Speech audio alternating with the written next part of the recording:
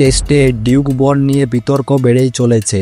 তাড়াতাড়ি বলের আকার নষ্ট হয়ে যাচ্ছে। ভারতীয় ক্রিকেটারদের অভিযোগ খুব তাড়াতাড়ি বল নরম হয়ে যাচ্ছে, ফলে বোলারদের সমস্যা হচ্ছে। ভারতীয় দল পাশে পেয়েছেন সুনীল গাভাস্কর ও স্টুয়ার্ট ব্রডকে। দুজনেই এই সমস্যার সমাধানের দাবি জানিয়েছে। তার মধ্যেই ভারতের অভিযোগ তাদের পুরনো বল দেওয়া হয়েছে।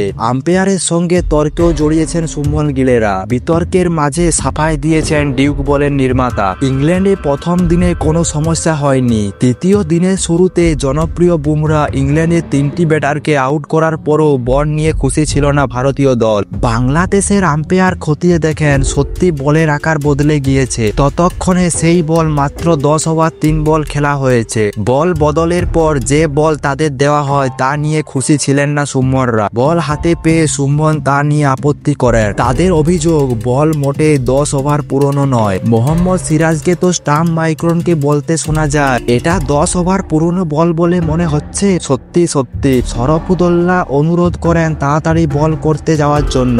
সিরাজ বল করতে যাবেন এমন সময় আকাশদীপ এগিয়ে এসে আবার বলের পালিশ দেখে। এই বলে একেবারে সন্তুষ্ট নন তারা, কিন্তু আম্পায়ার কোনো কথা শোনেননি। এখান থেকে দেখে বোঝা যাচ্ছে যে ওটা কোনোভাবেই 10 ওভার পুরনো বল নয়, অন্তত 20 ওভার পুরনো বল।